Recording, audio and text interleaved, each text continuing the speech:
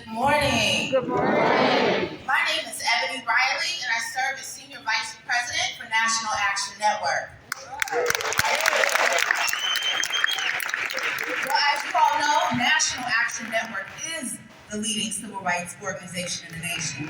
Chapters across the country. Lots of you here today are chapter leaders here today.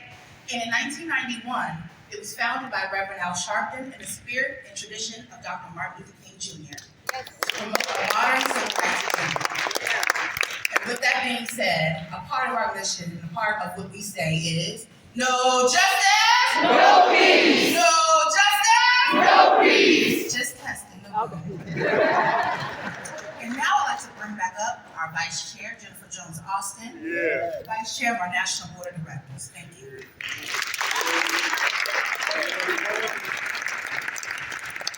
As Vice Chairperson of the Board, Vice Chairman of the Board, I'm honored to stand before you and stand with you today. And I'm blessed by your presence, this tremendous presence in the House of the Lord. Since its beginning, the Black Church has been our place of refuge and hope. And on this King Day in particular, we are all the more reminded that if ever we needed the Black Church to be our refuge and hope, it's now, right now. Raised up in the movement in the Kingian way, with revolutionary faith as his compass and guide, Reverend Al Sharpton founded the National Action Network to be the civil rights organization of our time. Like Dr. King's SCLC, putting our faith into action on the ground in our communities and in the halls and corridors of government. And in the Kingian way, Reverend Sharpton has led us here today to the Metropolitan AME Church to remind and encourage us that in our faith, we find the strength to press on. Nearly 57 years ago, on the eve of his assassination, Dr. King stood before a crowd of community members and faith leaders gathered at the Mason Temple in Memphis, like we're gathered today, speaking about the enduring fight for economic justice for Black Americans and the hostility and violence they faced, and of the resolve to press forward, press on, because it was the only way forward in the pursuit of fairness and equality. Dr. King declared, "Well, I don't know what will happen now. We've got some difficult days ahead."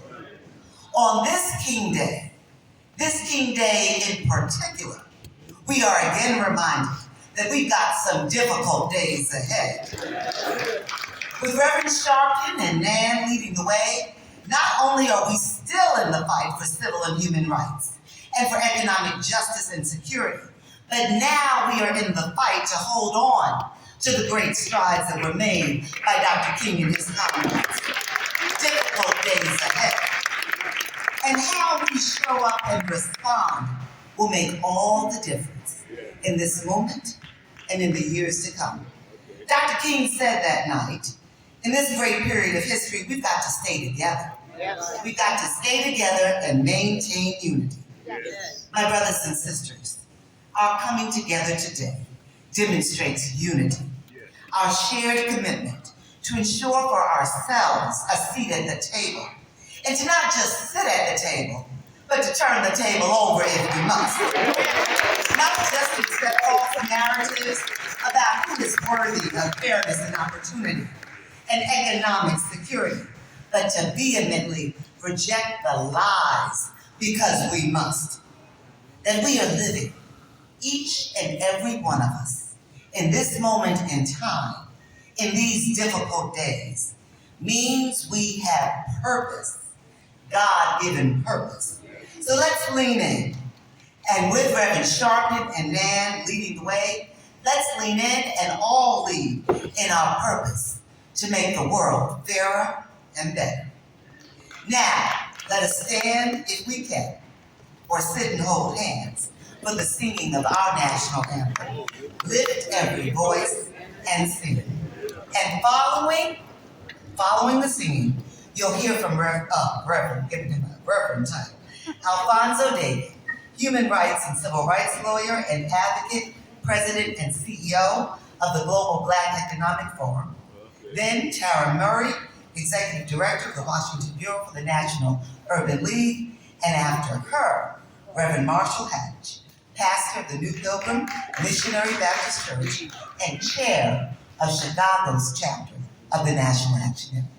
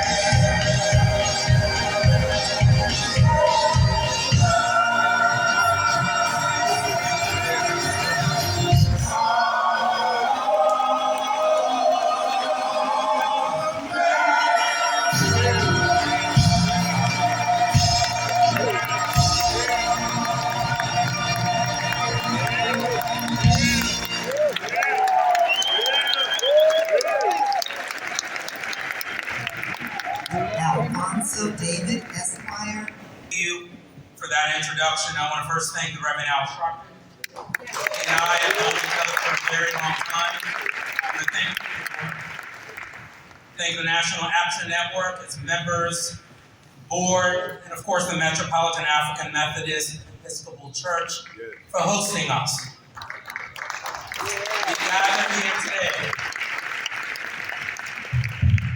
We gather here today to honor the enduring legacy of Dr. Martin Luther King Jr., a man whose dream of justice and equality remains a guiding light for our time. While Dr. King is celebrated for his work in advancing civil rights, we must recognize his unwavering commitment to economic justice.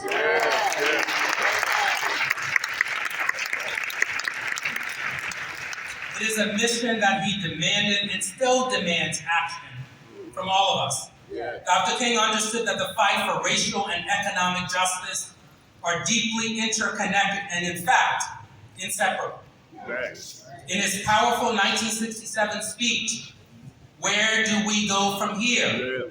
he declared, quote, "We must recognize that we cannot solve our problem now until there is a radical redistribution of economic and political power."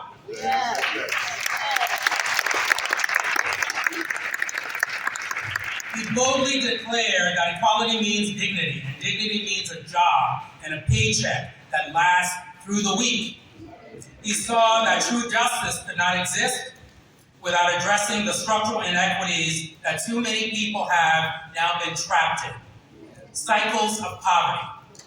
Today, those inequities are growing. Both the wealth gap and the wage gap have widened dramatically, while economic opportunities are increasingly reserved for the privileged few, leaving millions of people behind. And we have to address that. Entire communities are trapped in cycles of poverty, unable to access the basic resources, education, and opportunities. And let's just remember that this trend is not accidental. It is the result of policies and systems that are designed to concentrate wealth and power in a few. Housing costs are increasing. Healthcare remains out of reach. Education, which was the great equalizer, has become the burden of debt for too many young people. These are not statistics. They're stories, real stories of struggle, stories of real people trying to survive in an increasingly unequal world. And in face of all of these realities, we see misinformation and disinformation, divisive narratives that distract us from the real solutions. And one of them, and the Rev has been talking about this for quite some time, is diversity, equity, and inclusion. Let's be clear, diversity, equity, and inclusion is not abstract. It's not an abstract ideal or an abstract principle. These are not corporate buzzwords. These are essential to building a fair and thriving society, in employment, in contracting, in every single sector of our lives. Diversity, equity, and inclusion actually creates opportunities for people of all backgrounds.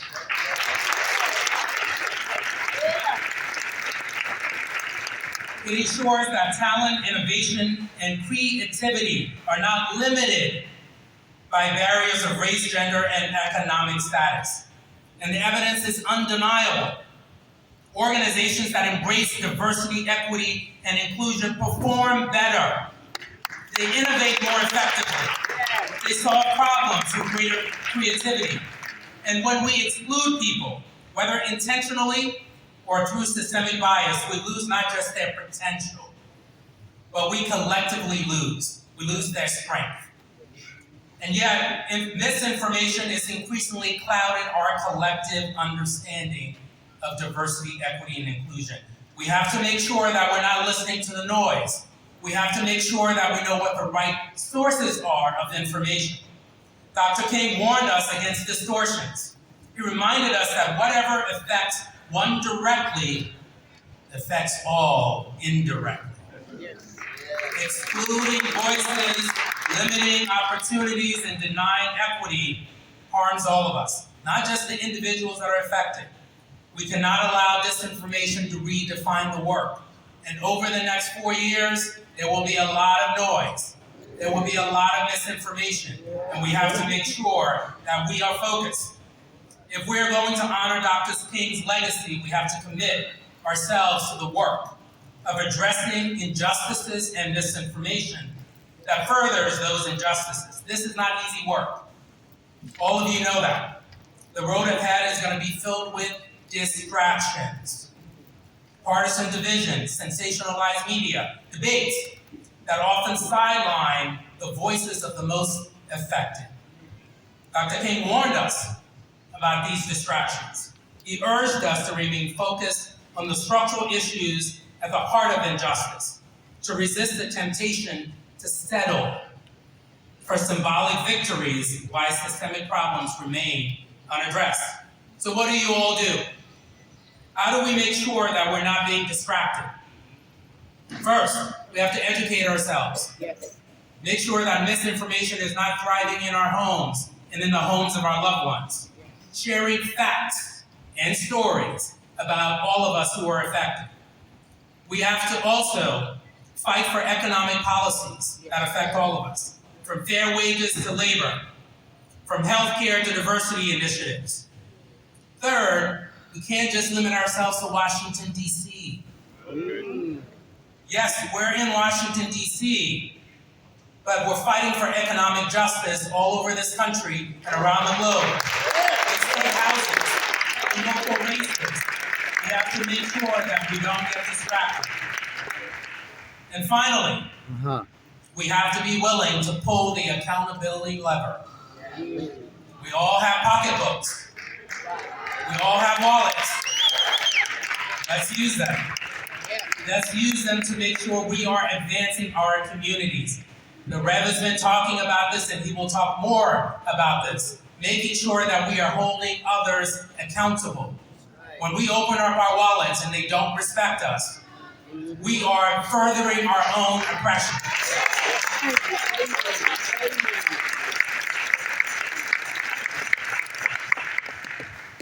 Let's not us be content with lofty ideals and empty promises.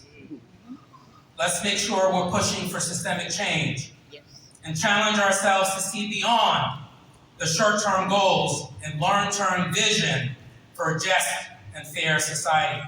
Let us rise to this challenge. Dr. King has been dead for a long time, but he is alive in this room. He is alive in our spirit. We have to make sure we tap into that. We have to make sure that we strive for economic justice for all of us. Thank you. I have to say the rent is to them high. The rent is to them high. And of course, we want to thank God again for Reverend Al Sharpton. For lifting up his voice for such a time as this.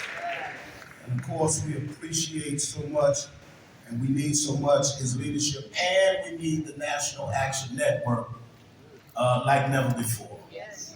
We want to welcome those of you from around the country. I happen to be from Chicago, the Windy City. Chicago in the house.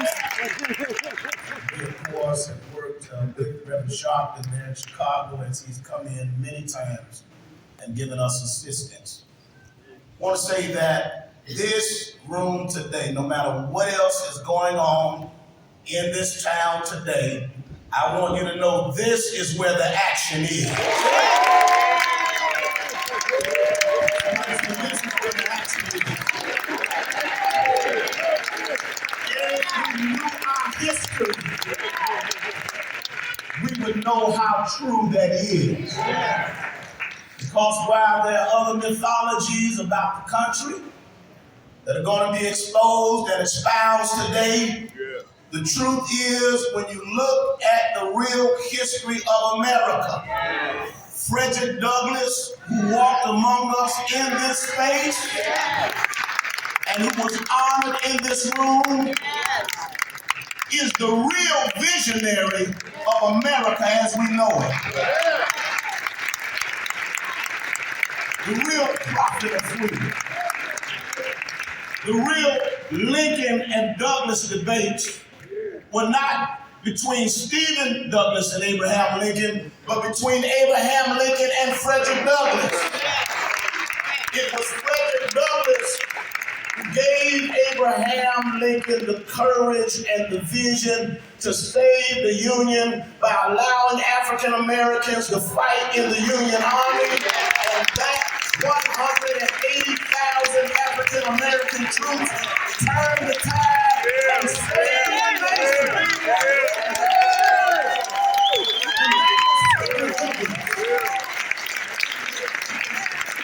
But not just for us, but being the good African Methodist Episcopal that he was.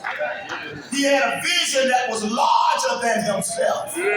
And when you look at the history, it is not Thomas Jefferson, it is not George Washington, it is not the other signers of the Declaration of Independence who are the real visionaries of America as we know it, but it is Frederick Douglass who said we must have a new birth of freedom that now includes people from all over the world where they can come and realize their dreams, that all of God's children have the right to the tree of life. That vision of America is Frederick Douglass. The real founding father. And so that means that Elon Musk, who was born in South Africa, owes his citizenship to Frederick Douglass.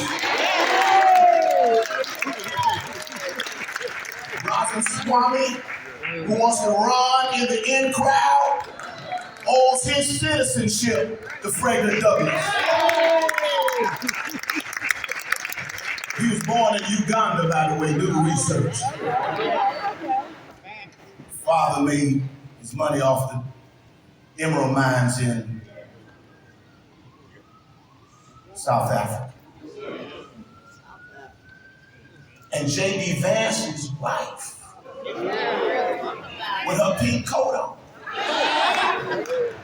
owes her citizenship to the vision of Frederick Douglass, who gave us the vision of bringing us to title and those yearning to be free. And so we are in the right place. We're in the right place. Let me be done. But beware of anybody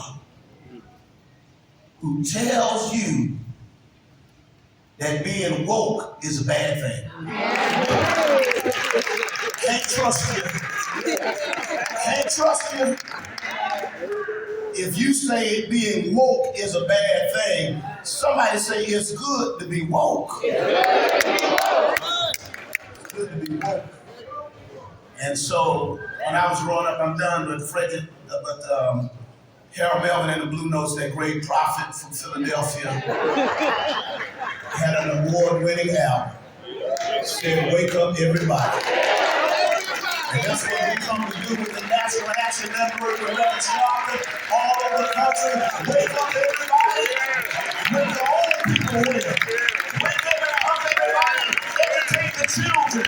Wake up, everybody. Feed the hungry. Wake up, everybody. Clothe the naked. Wake up, everybody. Give hope to the hopeless. God bless you.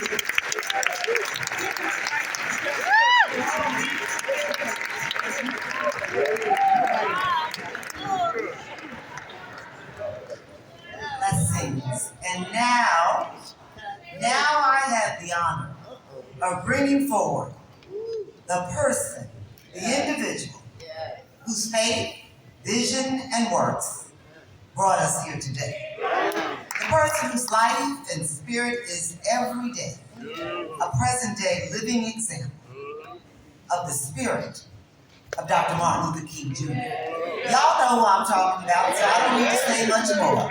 I present to you our fearless leader, the Reverend Al.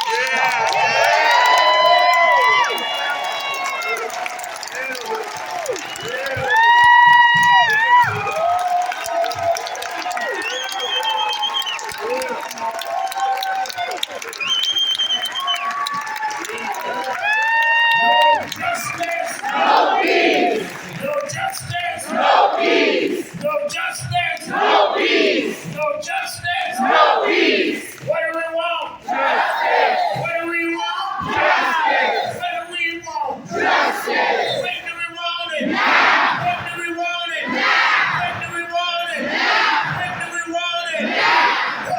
person next to you, tell them you love them.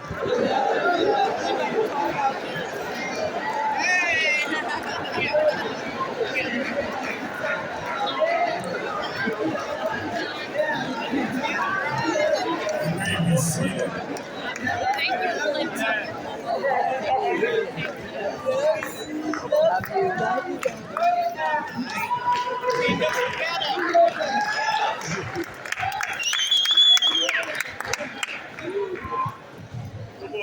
Several weeks ago, when it was announced that this inauguration of Donald Trump was going to take place on Martin Luther King Day, we decided, the National Action Network, that we would have our public policy forum on Saturday at our Saturday rally and be in Washington because we want people to see the tale of two cities in one district.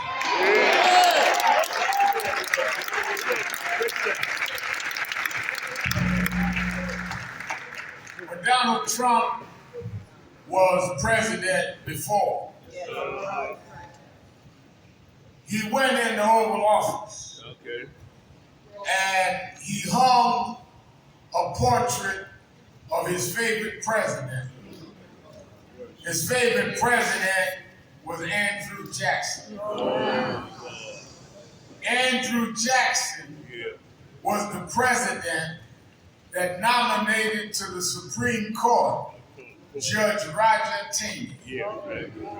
Judge Roger Taney was the Chief Justice of the Supreme Court that rendered the Dred Scott decision that blacks had no rights that anyone was bound to respect. That is Donald Trump's hero. On this side of town, Martin Luther King Jr. gave his life, shed blood, and died to open up America for everybody, blacks, whites, gays, straights. It didn't matter. There's two different occasions in town. We're going to take an oath today that we're with Dr. King as he takes an oath to come back and bring Andrew Jackson into the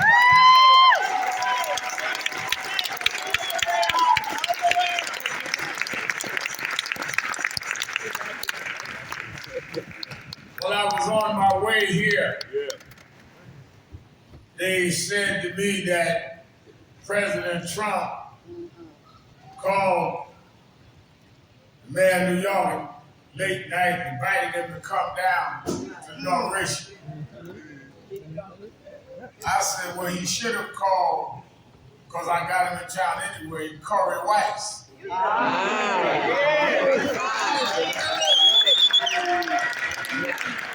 Why should he call Corey Weiss? If you're around the country, don't know. In 1999, 1989, I'm sorry, 90. There was a white female viciously beat, despicably raped in Central Park. New York police went and corralled 5 young black and brown men, coerced them into signing confession, put them in jail. One of them others called us. We had just started National Action Network. We went and stood up for them. They called me everything but a child of God. Said that I was condoning raping and beating and demagoguing. But I stood up for them. And some 13 years later, a young man in his cell confessed his cellmate. He said, you ever heard of the Central Park 5? Cellmate said, yeah, I remember that. He said, you know, they didn't do that, I did. Wow. The cellmate trying to get favor to get himself out of jail early told the warden, and they went and did the DNA check and found out the guy in the cell matched the dress of the blooded woman that had been beaten. They had to therefore let it turn around and exonerate these 5 young men. Corey Weiss did 13 and a half years in jail for a crime he didn't commit. Others, 4 of them, time in jail. Donald Trump took out an ad in the newspaper and said, bring back the death penalty and execute these young men. And even when the city of New York said that we have to compensate them for the time they served that they were coerced into, he said, don't give them a dime. This summer, National Action Network took some of them on tour. And some of the political, they talk about they gave some money for it. No, we took money to bring them on tour to tell the country the Central Park 5 story. We endorsed no candidate. We wanted the folk to know what candidates were. So I thought the least I could do for Mr. Trump is bring one of the Central Park 5 to town. I'm sure he wanted to him. I want him to know Terry Weiss is still alive. There is no country.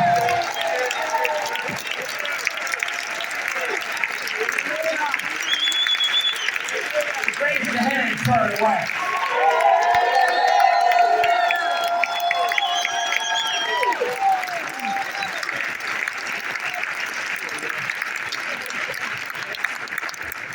How are you, Mr. Trump, on Martin Luther King Day? Gonna pardon folks that beat up police officers.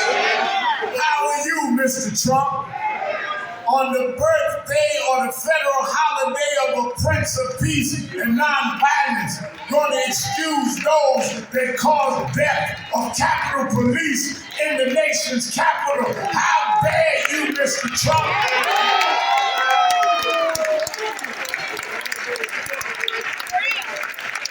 How dare you on King Day talk about making heroes out of haters? How dare you on a federal holiday for the man that brought the Poor People's Campaign to the United States, that you bring some tech billionaires to church this morning that need to be repenting for the disinformation and the sexual assimilation.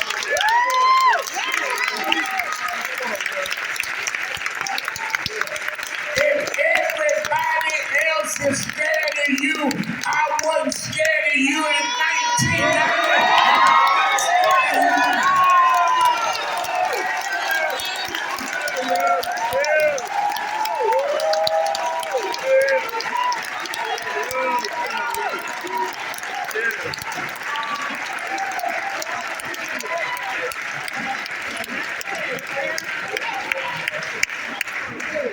The problem is,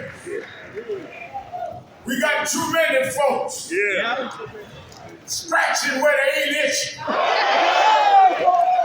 laughing at what's not funny. We fought too hard. We shed too much blood. We spent too many nights in jail to think that Trump can turn us around. I wanted to be in Washington to let you know so you didn't have to hear a rumor. We're right here. We are not going back.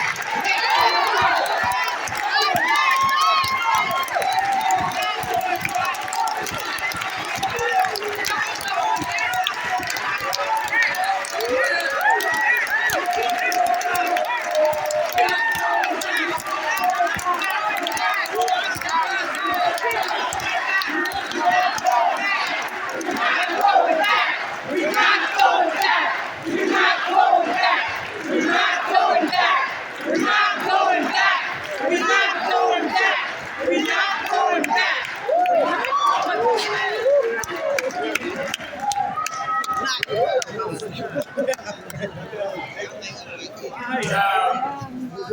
Donald Trump used to try, even after we lost him, act like he was gonna be all different. He gave free offices to the Wall Street Project of Reverend Jesse Jackson for a year. When I was here to minister Vision Rainbow. Came to National Action Network's convention, 2002. Reporters don't do no research. He needs to write everything he said. Then he came back in 2006. Now he called me a racist in a comment. Well, was I con man when you used to come to our convention? Was I con man when you gave Jesse free office space? You will be whatever it is to put you ahead. But some of us are standing on the same things that we always stood for. And some of us are not going to change now.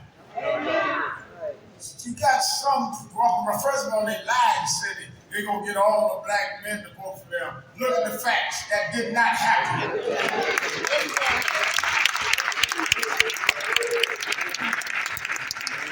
But the fact of the matter is that under the 4 years that you were in before, George Floyd happened. Yes. Ahmaud Arbery was killed in Brunswick, Georgia. Breonna Taylor happened. Yes. You never stood up one time for justice for any of them. Never uttered a word of justice. And we got by, we built and had one of the largest gatherings in this district. We brought 200,000 people to the nation's capital around George Floyd. I call the march in a pandemic. You were right in the White House.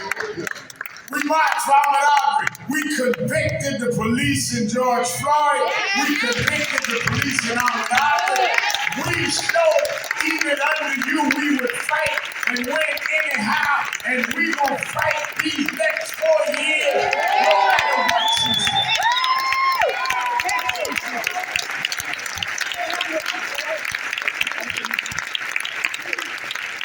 When he won in 16, he brought in more people to Congress and the Senate than he brought in this time. Though he got more votes, he brought in less coattail. So we got easy to fight.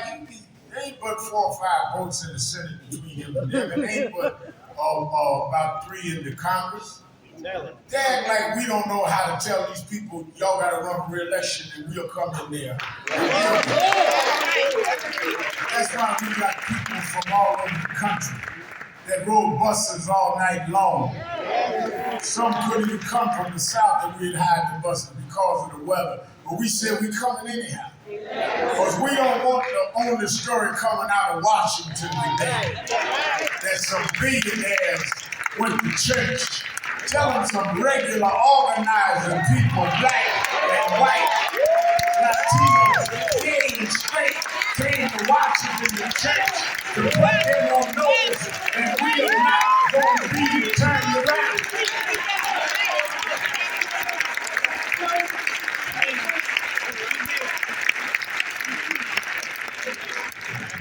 Everything that Dr. King stood for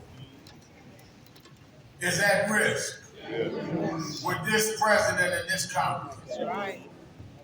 What is Dr. King known for? Standing up for economic rights, standing up for equal rights, standing up for civil rights.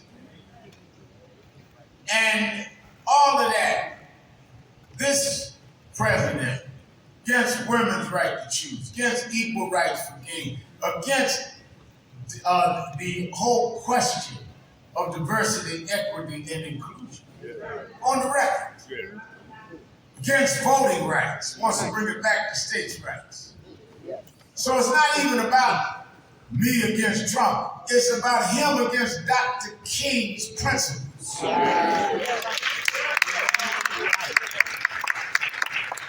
He said he must open up the files on Dr. King and Robert Kennedy, John Kennedy's death. Well, that is good. But you should also open up the books of Dr. King and read them.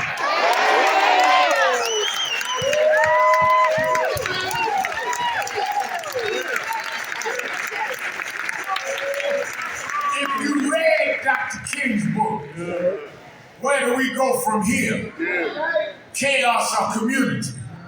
You would know why we needed diversity and equity and inclusion. And let me break one or two things down. I'll let y'all take the whole story. I know folk got to get on the road and start the story someplace again.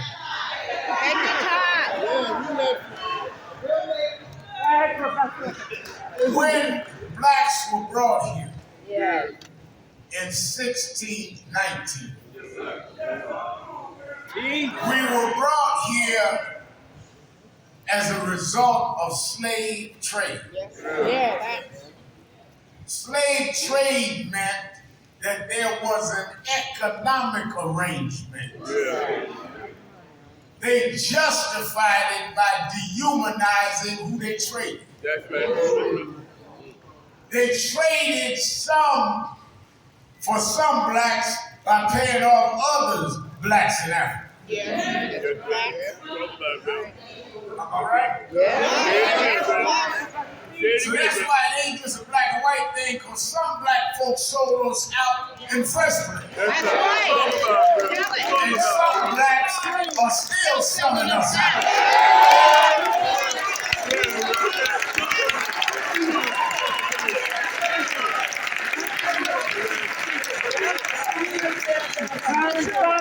They brought us here in 1619. The biggest ports of enslaved Africans was in Charleston, South Carolina, and New York. That's where Wall Street came from. They built the wall to protect the colonialists from the Native Americans. Named it Wall Street, they built it with free labor. Now, watch this. The Melvin Morris, one of our board members, from 1619 on, we were here slaves. They didn't even write the Declaration of Independence and declare their independence from King George until 1776, which meant we had already been slaves 150 years before the country ever became independent. You worked us before there was a country. Not only did you work us, you broke us down. Took our families. Sold mama to Alabama. Sold daddy to Mississippi. Sold our brothers and sisters to North Carolina. Never to reconcile. And now you got the nerve to get on Fox talking about what happened to the black family. That's what happened to them.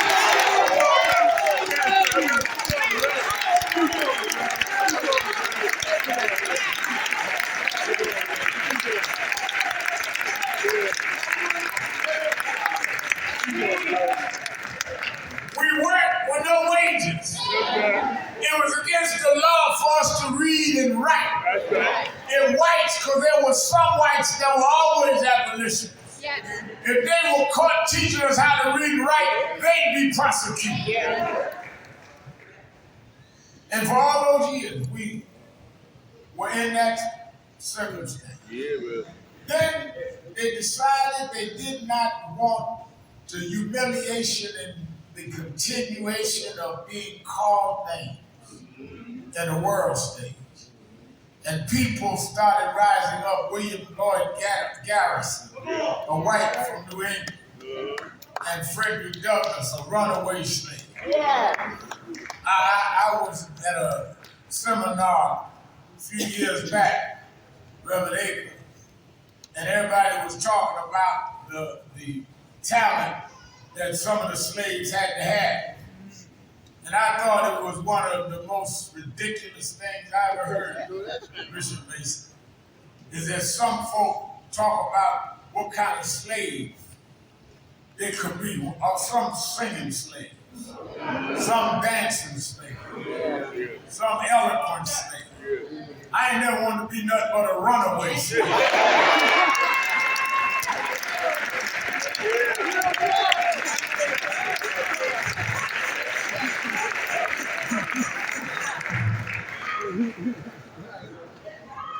We got into the 1700s, headed into the 1800s, and there was a division in the country between the North and the South. And Abraham Lincoln got elected president. And they began to separate the country. And they declared the South was going to secede and form the Confederacy. Now watch this. Lincoln said we must fight to save the Union. That's right.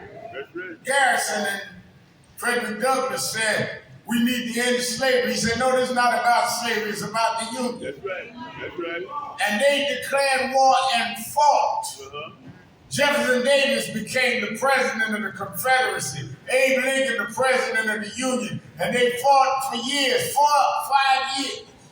And when they started losing at Shiloh and Petersburg and started getting off, coming down the Potomac River where we near now, that's when Lincoln decided reluctantly, maybe y'all are right, I'll free the slaves in the South and let them join the Union Army. Y'all need to stop saying Lincoln freed the slaves. The slaves freed Lincoln.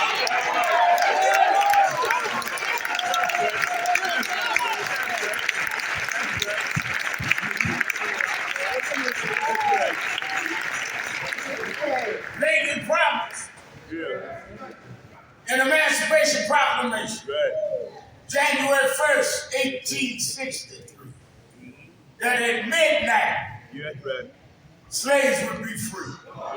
That's why, Sean, we have watch night service different than anybody else. Because watch night was for us, whether with midnight, we'd be able to walk off the plantation. And when midnight struck, we walked off, but remember now, we walked off with no money. We worked for 246 years and never got paid. We had no education. It was against the law to read and write. We had no family structure because you broke up our family, named our children after yourself.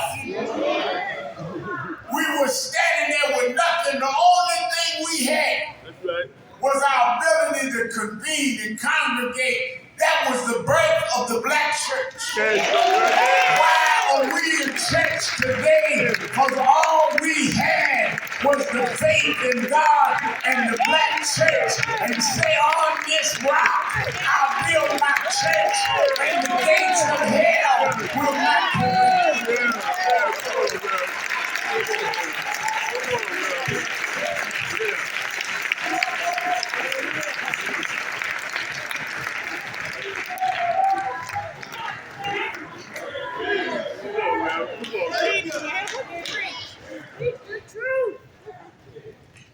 We fought and won the Civil War. For 12 years, they had Reconstruction. They killed Lincoln. Andrew Johnson came back in backlash. Killed Reconstruction, went all the way to Plessy versus Ferguson. And said that blacks could be unequal. We were defeated not just because, as Reconstruction went in, they formed the Ku Klux Klan, White Citizens Council.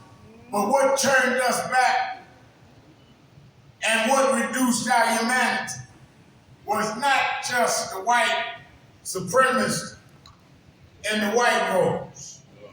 It was the white supremacists on the Supreme Court in the black robes.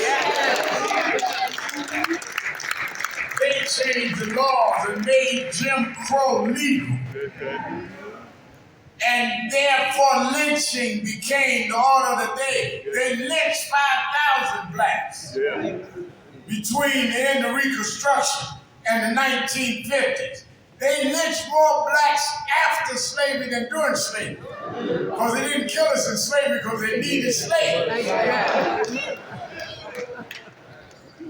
NAACP was founded, Urban League founded, early 20th century to fight slavery. And it was not until the mid-1900s, the mid-20th century, that we started getting some victories back. Adam Gray Powell had a Harlem bus boycott. Thurgood Marshall won 54 Supreme Court decision. And then in 55, a thin, diminutive black woman named Rosa Parks sat down in the front of the bus in Montgomery, Alabama, and refused to give up her seat. I know Trump gonna say all this gonna be. I spoke at her funeral. I knew Mrs. King. I work with Martin. I think I know more about King than you do. I come out the King movement. You with the Don King movement. There's a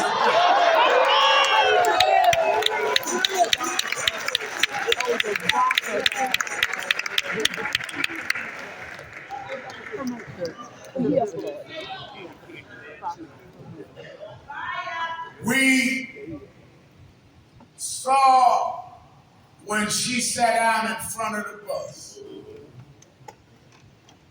and she was arrested because the law was that she had no right to sit in the front. A black preacher in that town named Martin Luther King got with the other ministers. And Alfonso David, they said the law is against us. Society is against us. But one thing they cannot control is they can't make us spend our dollars on them buses. And they made up their mind that it was better to walk in dignity than ride in shame. It may be inconvenient, but I'd rather walk with my pride than take your low-down ride.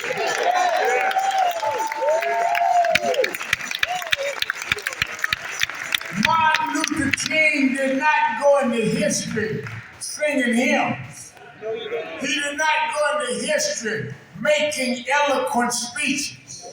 He could do both. He went into history because he taught the people in Montgomery and later people around the world, if we discipline our dollars, we would make folk understand they have to respect us and regard.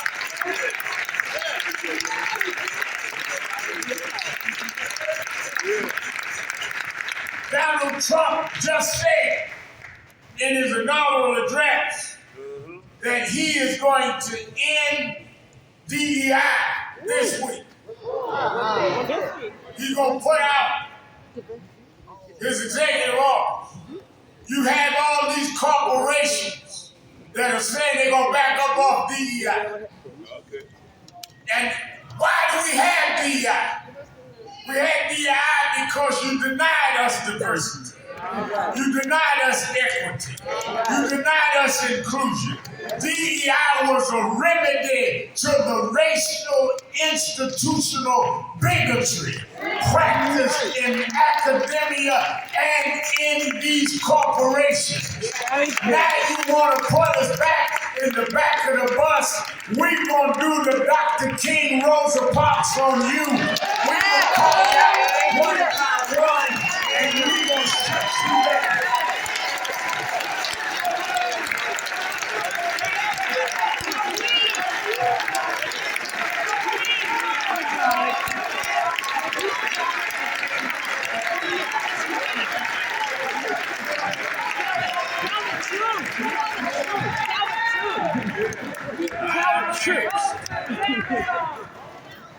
I've talked with Bob Morial and Urban League. I've talked to others. We're putting together a council and we'll release the names this week. Alfonso David for 90 days. They're going to do a study of what companies have pulled out of DEI.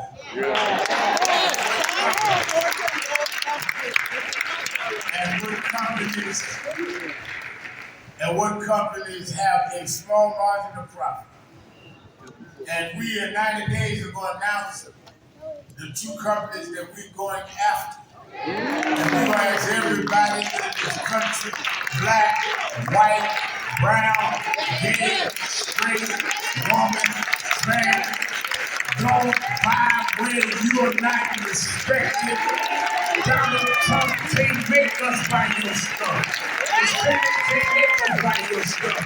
In the name of Dr. King, we gonna do what Dr. King did.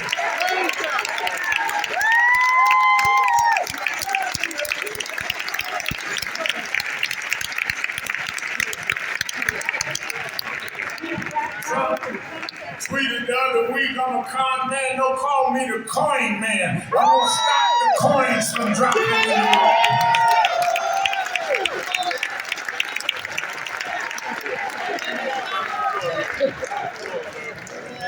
Have y'all forgot who Dr. King was? Dr. King was a boycott. Yes. Dr. King shut down the bus company. We sit up here letting companies talk to us like we ain't got no leverage. Take the bass out your voice. Talk to me like I'm a woman.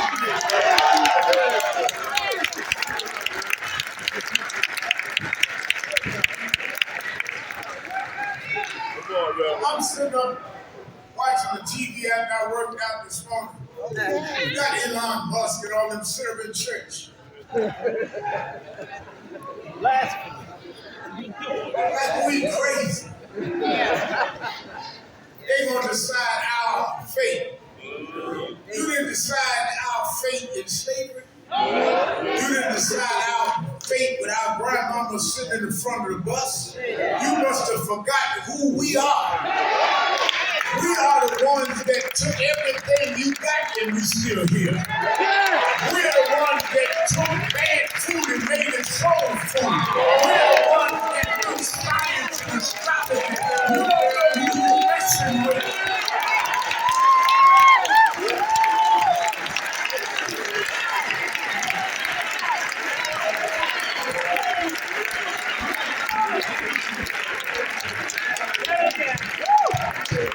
Only Wi-Fi. Only Wi-Fi. We built the country. You can run any lie you want on us. You done everything you could to us. Yet we still here.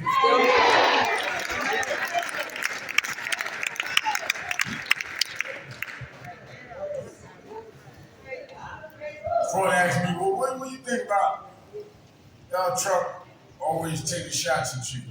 First of all, how could I be offended by a man with 34 felonies?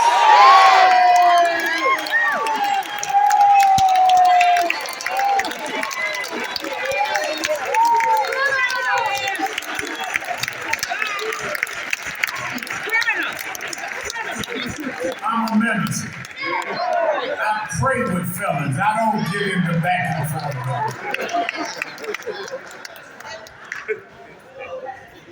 So I want you to be ready and attentive in these 90 days as we go down the list.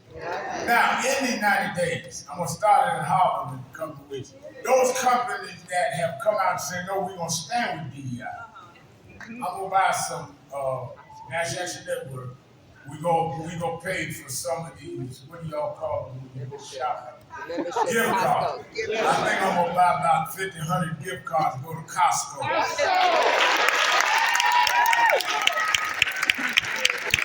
We're going to support those companies that stand up and tell the truth. We're going to change this argument. This ain't going to be no over office argument, Trump. This is going to be an argument in the streets. We're going to take it where it needs to be.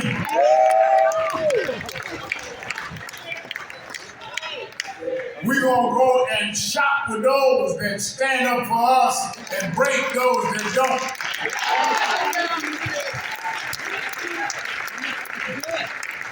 We ain't buying no electric car, SpaceX, none of that stuff. I ain't trying to go to the moon. I'm trying to live right here in the district. Run it to them high. So our plan, and we want to roll out today, and I want to remind the media why Dr. King is in history, and that is what we're going to do, is what King did.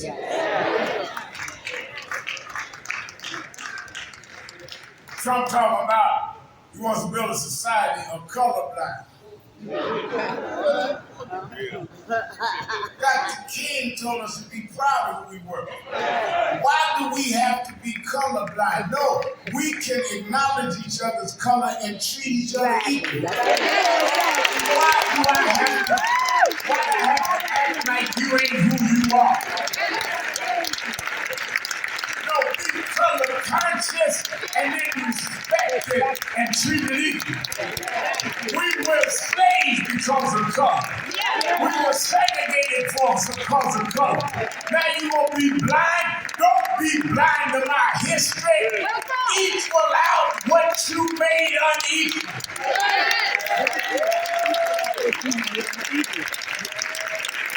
We want us to be colorblind because then they don't owe the equalizing out, Alfonso. As long as we got to deal with color, then you got to deal with the lack of diversity. As long as you don't deal with color, you got to deal with the lack of equity. But if we colorblind, we all the same thing. We're not the same thing. But we can be on the same page. Because the same people that don't like blacks, don't like browns, don't like gays, don't like women, we all got the same enemy. We may not agree on everything, but we got to agree we got to fight this enemy together.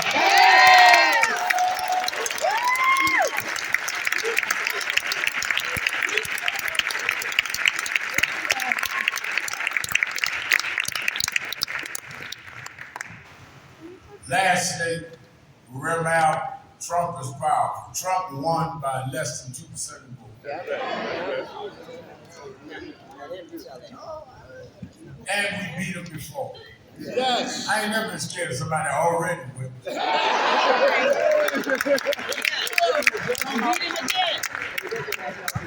He be talking some smack for the weeks out of me. Don't matter.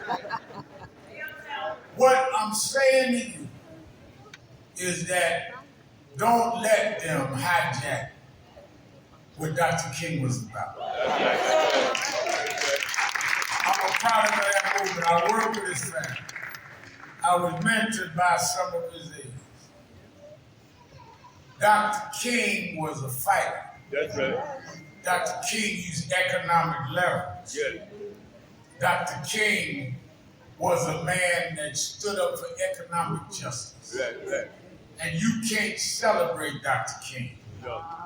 without celebrating what he stood for. Right. And that's what we come today from all over the country, hundreds of us.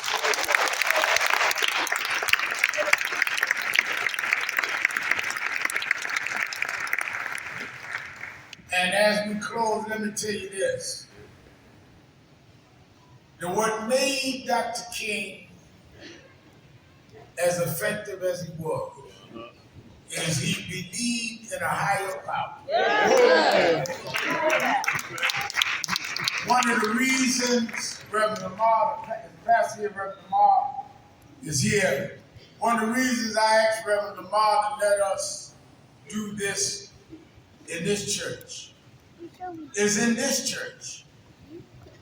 In 1895, they had Frederick Douglass' funeral. On this church. This church. They brought Rosa Parks Bible. Bible said, remove not the ancient landmarks. I wanted us to make our oath right in the same rock that sent Frederick Douglass home and sent Rosa Parks home. This is sacred ground.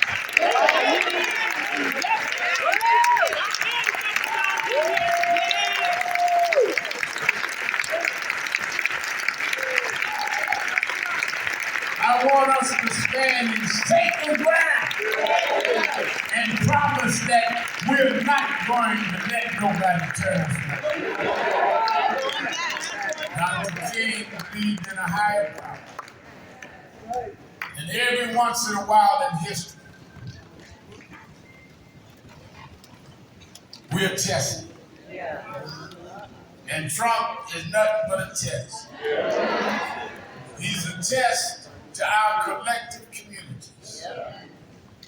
He's a test to whether we can get past our sectarian differences and our philosophical disputes. He's a test as to whether we can get past our egos on who gonna get the most time in the news or who got the biggest followers on social media. It's a test. And I end by saying, Malamazi, I gotta be biblical a minute. I don't want him to say I didn't respect his pulpit. I often talk about the story. There was the war between, the battle between the Philistines and the Israelites. And in those days, they used to get up the bell on two hills and send down one from each of the opposing armies. And they would duel, and whoever won, that was the winner. The Philistines had this particular year a giant, 7 foot tall, had a sword that was so heavy he had to have an armor-bearer carry. And he came down in the mid-place and challenged the Israelites. Said, send me one of y'all, just send me one. He said, I'll make a deal with you. He said, if you kill me, whoever you send, will be your slave. But if I kill you, then you become mine. And this big giant threatened him. He had all the power, he had all the strength. He appeared omnipotent.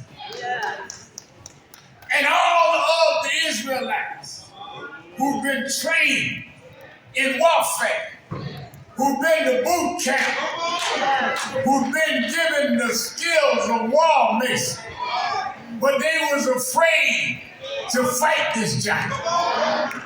But there was a little boy. He wasn't even in the army. His daddy sent him to run an errand to his brothers. And while he was running the errand, he heard about this giant. And he said, who is this giant that defies the gods of Abraham and Isaac? If nobody will fight him, I'll fight him. His brothers told him, you be quiet. You can't fight.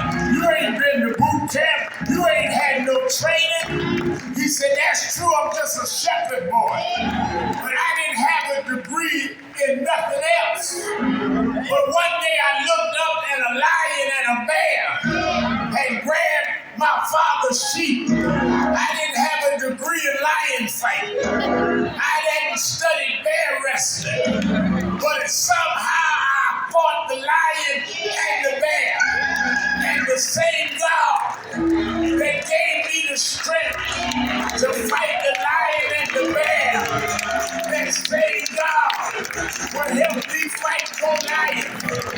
I was in Harlem, minding my own business, but they tell me there's a giant that y'all swearing in today, and they tell me y'all scared to fight that giant. I ain't been to one of the Ivy League schools. I'm not as classy as some of y'all downtown, but I'm not gonna let them. I heard there's a giant that defies Martin Luther King. There is a giant that defies Frederick Douglass. I come to Washington with my slingshot. I'm not scared of that giant. I'm not scared of that giant. The Lord is my shepherd. I shall not want. I can walk through the valley and shadow of death and fear no evil. He walks with me. He talks with me. He tells me I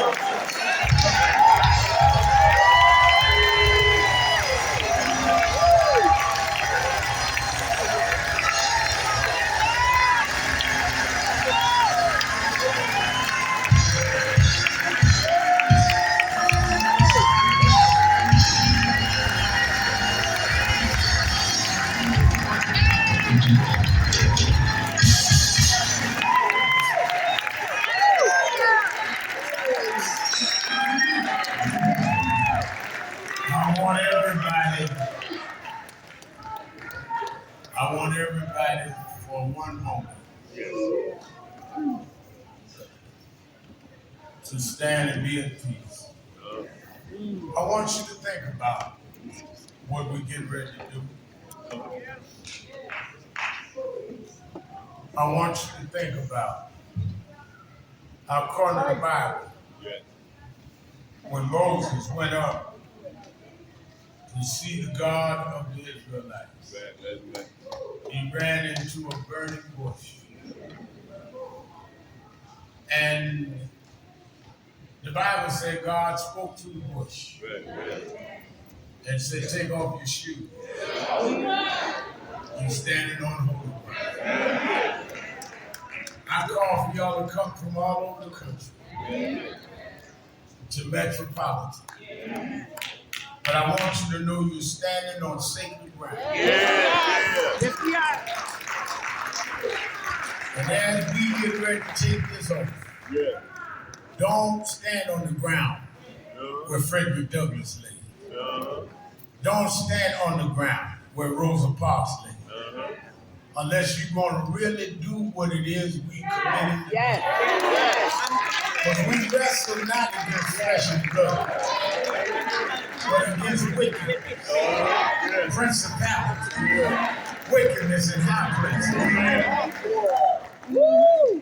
I want everyone, if you are resolved, to just raise your right hand and repeat after me. I, state your name, Al Sharpton,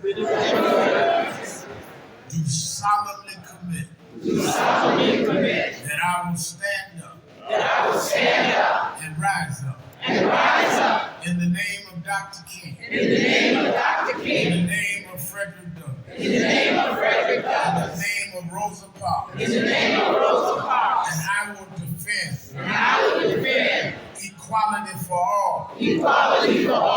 diversity, equality, inclusion, women's rights, LGBTQ rights, immigration rights. I commit, I take this oath that I will not become like those I'm fighting. I'm not for violence, but I will peacefully stand against those that want to bring us down. I commit this in the house of God, on this sacred ground. So help me God. Congratulations.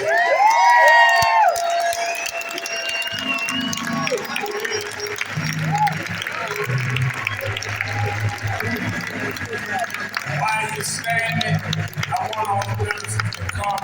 Let's join arms when they would march in the South.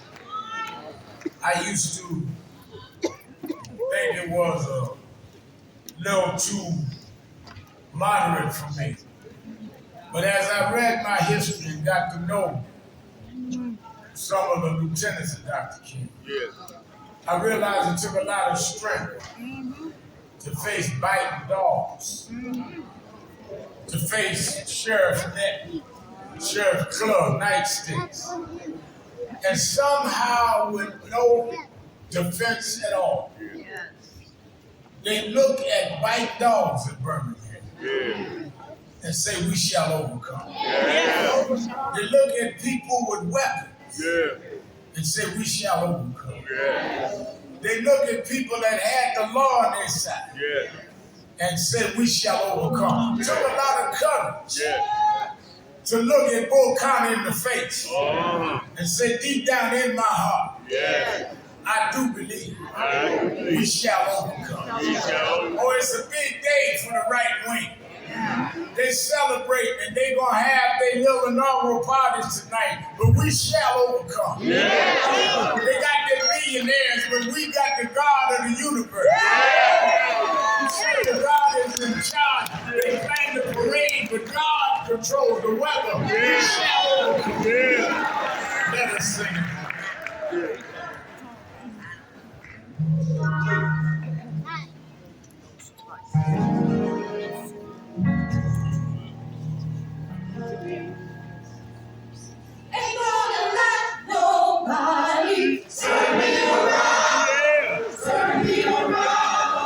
Turn me around.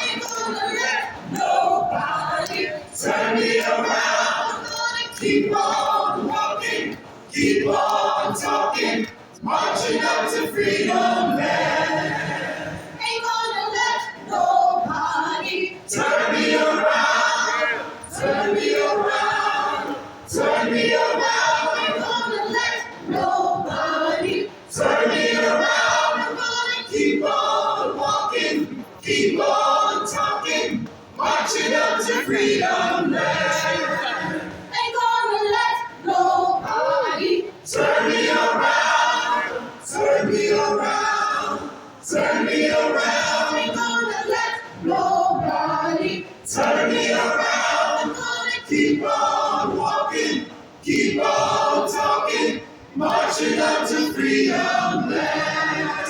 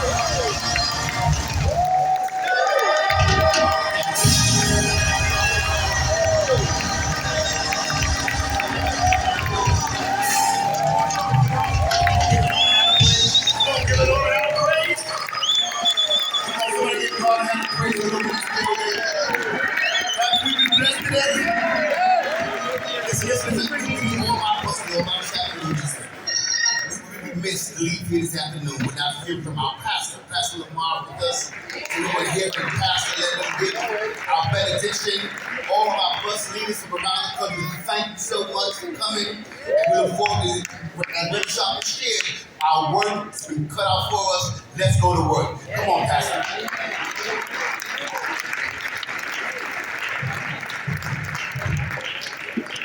Beloved, we thank you for making this holy place all the more holy by your presence. Not only was Frederick Douglass here, but Ida B. Wells was here. Not only was Ida B. Wells here, but William Edward Bernhard Du Bois was here. Not only was William Edward Bernhard Du Bois here, but Booker Talaferro Washington was here. Not only was Booker Talaferro Washington here, but the great Asa Philip Randolph was here, the greatest American socialist. Not only was he here, but the one who said that God is a Negro, Henry McNeil Turner, was here. And that was yesterday. We are a Sankofa people. We look back to go forward. Now you are here. Now we are here. Are you ready to fight? Are you ready to fight? Are you ready to organize? Are you ready to beat this giant? Are you ready to slay this dragon? Beloved, the last word today goes to a black woman. Don't you think that's the right thing to do? Give the last word to our sister. The last word today comes from our ancestor, Lucille Clifton. And you and I need to memorize this for the days to come. Title of this benediction, this blessing, this poem is, Won't You Celebrate With Me? Won't you celebrate with me when I have shaped into a kind of life? I had no model born in Babylon, both non-white and woman. What did I see except to be myself? I made it up here on this bridge between starshine and clay, my one hand holding tight my other hand. Listen, come celebrate with me that every day something has tried to kill me and has failed. Every day something has tried to kill us and it has failed. It failed yesterday, it failed today, and it will fail tomorrow. Go in peace to fight the good fight. Amen.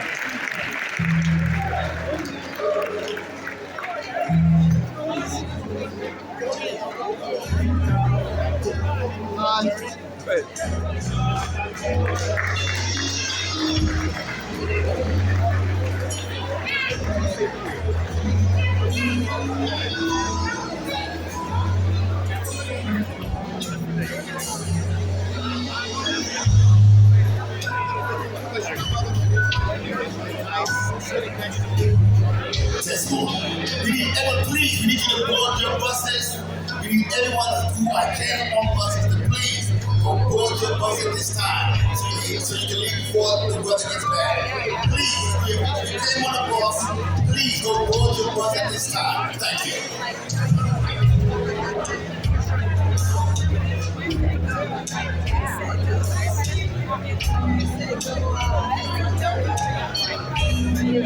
Vocês vão Califórnia. California? You came from California? Where you came from? You? I came from New York with you. Okay. Who came from California? Excuse me.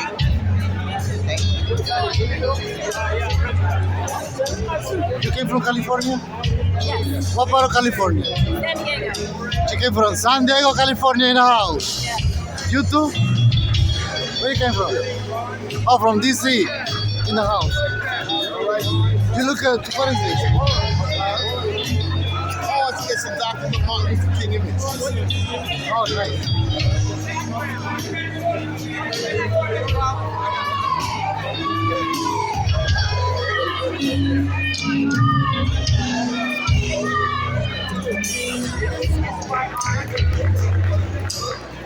See you later, Dawn.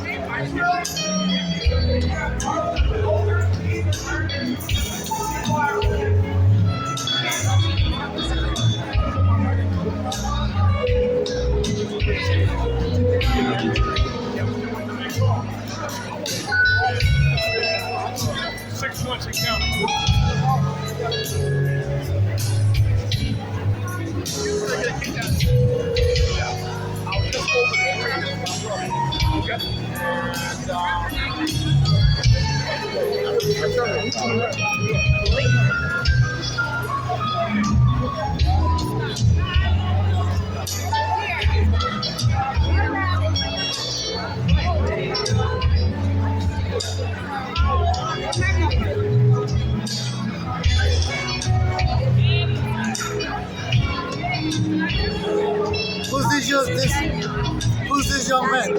Sharpton. Sharpton. He's a music artist, video game creator, actor, activist. You got business card? Yes, I do. Tap it with your phone, it'll go in. That's a smart card. You can tap it or you can just scan it. Show this. That's my name. Just Google me. You Google me, you can see it. Or just do the QR code. Do you take a picture and send it to me? What can I do with this phone? I got a card. I don't have a card. Take a picture though. Take a picture. Yeah, do it right now. Right here. Yeah, but no, go back now. Right here.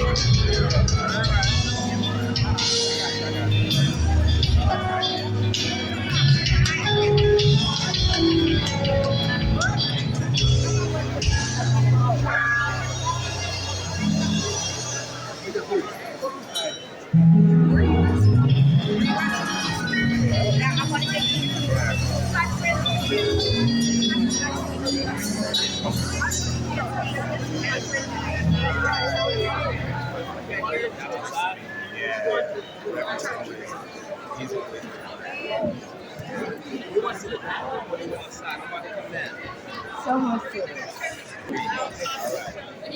Hey, Fox Super Agent Sean Khan, you know we're here for a special reason now, Sharpton, with a powerful message, and we're here to help the community. You know who's she? Oh, yes, I do. I see that button right there, 1963. I know exactly what's going on right Oh, here. they call me the mother of the movement, too. This is the mother of the movement right here. I went to, This is the mother of the I went up movement. to the Blasio Region after wedding. Yes. And I got evicted from my home every 45 years. Then we were in shelter for 5 years. And no one will ever be evicted from that again to change those lives. She's a life changer, a movement changer, a world changer. I'm the next generation of doing the same thing. Amen. Go right there. Thank you. Thank you. Amen. Go right there. Yes. That's right? Say thank you. Thank you so much for keeping up the torch, and we will back you in every way. We will not go back, we will not give up, and we won't give in. Look at this. Thank you. Sean Hunt. Say something in the video. It's Flower. So say something about the video. Something. How was the event? How was the event? No, you. You, yeah. Oh, you want to say it too? Wonderful.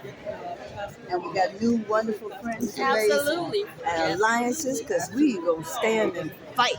Yes. Did you hear all the people She who was were amazing, here? right? Yes. All the people who were here. Okay. You see that? Amazing. I'm gonna walk up there with him.